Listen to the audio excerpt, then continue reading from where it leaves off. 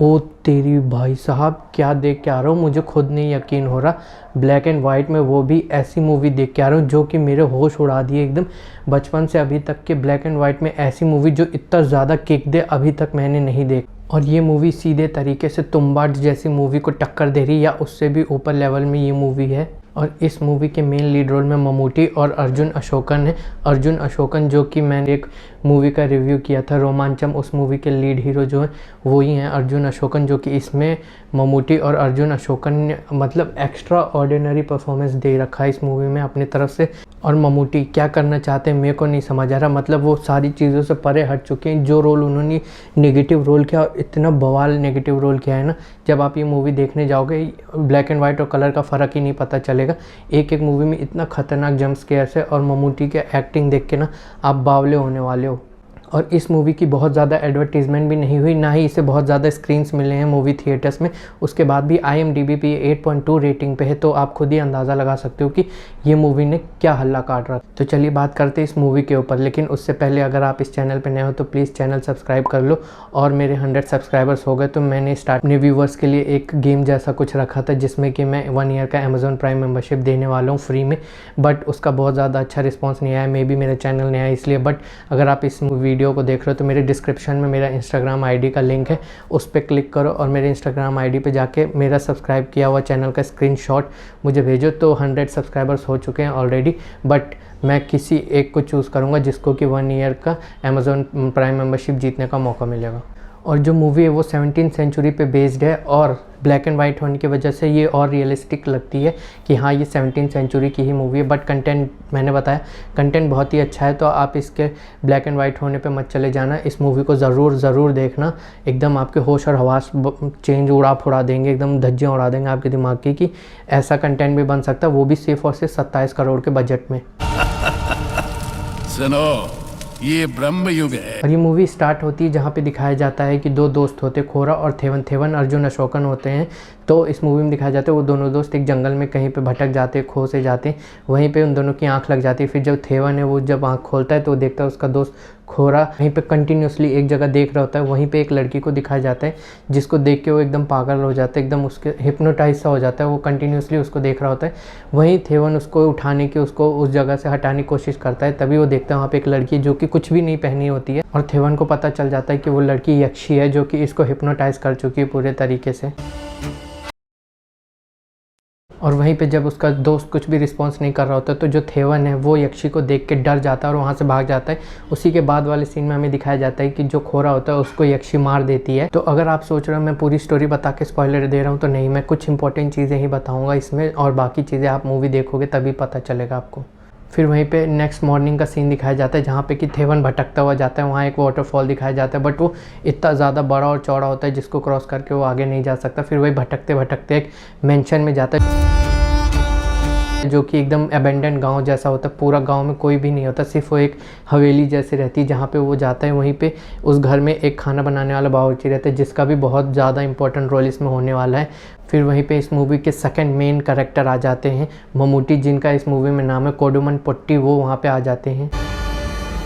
और वहीं पे थेवन पोट्टी को बता रहा होता है कि वो जंगल में खो चुका है और उसे बहुत ज़ोर से भूख लग रही, तो खाने की तलाश में वो भटकता हुआ उस हवेली के पास आ गया। उसको बताता है कि वो एक पानंद है। पानंद बेसिकली वो होते हैं जो बहुत पुराने टाइम में होता था, राजा महाराजा लोगों की हवेली में, राजघरानों में गाना गाया करते थे, उन्हीं को पानंद कहते हैं। मूवी में आपको देखने को मिलेगा गाना वीना आएगा, खाना पीना होगा, उसी के बाद आपको देखने को मिलेगा थेवन पोट्टी और जो बावर्ची के लिए मैं कह रहा हूँ वो एक साथ उसी हवेली में रहना शुरू कर देते हैं। पोट्टी उसे भी अलाउ कर देता है कि हाँ तुम इस हवेली में रह सकते हो। और एक बात क्लियरली बता दूं कि इस मूवी में कास्टिज़म बहुत ही ज़्यादा तगड़े तरीके से दिखाया गया, ऊंची जात और नीची जात का भेदभाव बहुत ही ज़्यादा इसमें दिखाया गया है। जहाँ पे पोट्टी को एक ब्राह्मण दिखाया गया और वहीं पे थेवन और बावर्ची को निचली जात का दिखाया गया है। वो गाना गाने वाला है, वो दूसरा बावर्ची है तो उनको निचली जात का दिखाया गया, और वहीं पे पोट्टी को ब्राह्मण दिखाया गया। और ये पूरा एंड तक कास्ट सिस्टम बहुत ही ज़्यादा एग्रेसिव तरीके से दिखाया गया है। फिर वहीं आगे जाके दिखाया जाता है जो बावर्ची है वो थेवन को अपना कमरा दिखाता है और कहता है अगर उसको इस मेंशन में बहुत ही सेफ रहना है तो वो साउथ वाले साइड में ना घूमे घामे ज़्यादा। और उसी के बाद कट्टू दिखाता है जो थेवन है वो खाना खा लिया होता है पेट भर के, रात हो चुकी होती है, गाना वाना गाता है, पोट्टी बहुत ही खुश होता है। उसी के बाद थेवन भगवान को धन्यवाद दे रहा होता है उस खाने के लिए, लेकिन वहीं पर दिखाया जाता है पोट्टी बहुत ही ज़्यादा गुस्सा हो जाता है कि खाना तो तुम्हें मैंने दिया है, तुम भगवान को धन्यवाद क्यों करो। और वहीं से थोड़ा शक होने लगता है कि कुछ तो गड़बड़ है पोट्टी में, कुछ तो गड़बड़ है। फिर मूवी आगे बढ़ती है, वहीं उसके आगे दिखाया जाता है कि जो थेमन है उसको मेंशन से बाहर जाना होता है, बट जो पोट्टी है उसको वार्न करता है कि तुम ऐसे ही बाहर नहीं जा सकते। उसके बाद फिर दिखाया जाता है कि जो पोट्टी है वो एक डाइस का गेम खेल रहा होता है। फिर वो उसके साथ थेमन के साथ गेम खेलता है कि अगर तुम्हें इस घर से बाहर जाना है तो मेरे साथ इस डाइस का गेम जीतो। तो उसके बाद फिर उसमें दिखाया जाता है कि जो पोट्टी है उसको जीतने के लिए 2 6 लाने होते हैं, एक साथ 2 डाइस होती है, उसमें 2 6 लाने होते हैं। तो जब वो खेलता है तो एक में तो 6 आ जाता है, बट एक में सिर्फ 1 आता है। फिर उधर से वो कुछ करता है, बिना डाइस को टच किए डाइस अपने आप उड़ के और 6 हो जाती है। वहीं से पता चलता है कि इसके पास कुछ सुपर नेचुरल पावर्स भी हैं।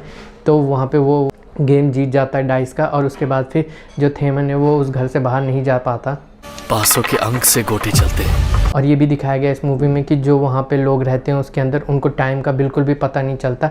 ऐसा लगता है कि 1-2 दिन ही हुए जबकि उन्हें महीनों महीनों हो जाते हैं। ये सब बातें हो ही रही थी कि वहाँ पे बावर्ची आ जाता है और किसी वजह से नाराज़ होकर जो पोट्टी है वो बावर्ची को बहुत बुरा भला करता है। बट जो बावर्ची है वो भी उसे उल्टा जवाब देने लगता है। वहीं पे पोट्टी के दिमाग सटक जाता है और इतना गुस्से में होता है, उसे गले से पकड़ के बावर्ची को उठा देता है और पूरा घर धड़ धड़ हिलने विलने लगता है, एकदम मतलब रोंगटे खड़े कर देगा। और वहीं थेमन भड़क जाता है कि ये सब क्या हो रहा है और उसके पास सुपर नेचुरल पावर्स कहाँ से आ गई।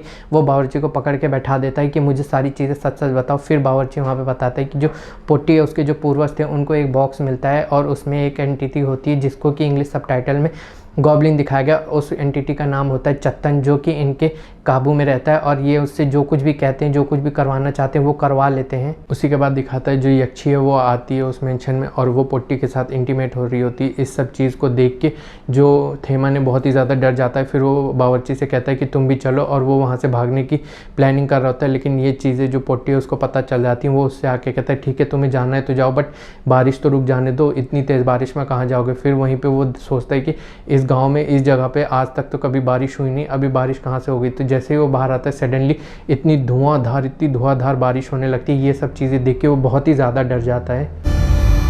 ये गोटे हैं और ये 2 पासे। मूवी में आगे आपको यही प्लानिंग प्लॉटिंग दिखेगी। जो थेमन और बावर्ची उस घर से भागना चाहते हैं, क्या वो वहाँ से भाग सकते हैं और कैसे भागेंगे, जबकि वो जो कुछ भी सोचते हैं, जो कुछ भी बातचीत आपस में करते हैं, वो सारी चीज़ें पोट्टी को पता चलती जाती है।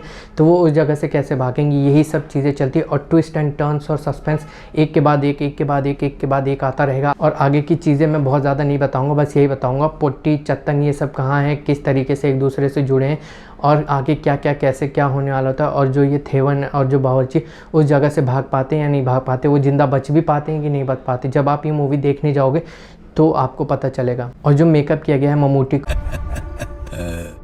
परंतु तुम विधि के साथ 2 बार युद्ध नहीं खेल सकते। तो जो उसके दांत उसको मतलब मेकअप बनाया गया, ब्लैक एंड वाइट मूवी होने के बाद भी उसके जो मेकअप है वो इतने ही ज़्यादा खतरनाक और डेंजरस रख रहे होते हैं कि मतलब जो वो उस मूवी में थेमन को देख के हंस रहा होता है और उसके ऊपर जो कैमरा शॉट हो रही होती आपकी देख के फटेगी कि वो बाहर निकल के आपकी ना ले ले। भाई साहब कुछ ज़्यादा नहीं हो गया ये, मतलब कुछ भी।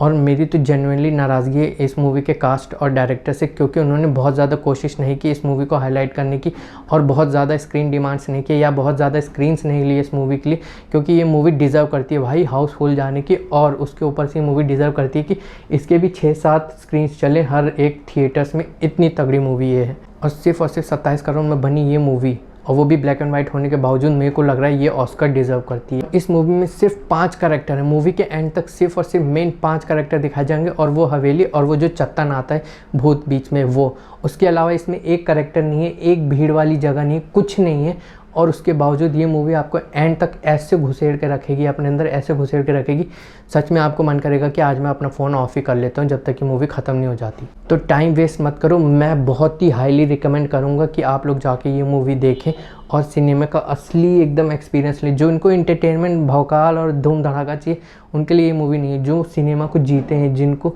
सिनेमा चाहिए सांस की तरह, उनके लिए ये मूवी बनी है। तो ये मूवी ब्रह्मा युगम जो कि प्योरली एक मास्टरपीस है, अपने नियरेस्ट मूवी थिएटर्स में जाके एंजॉय करें।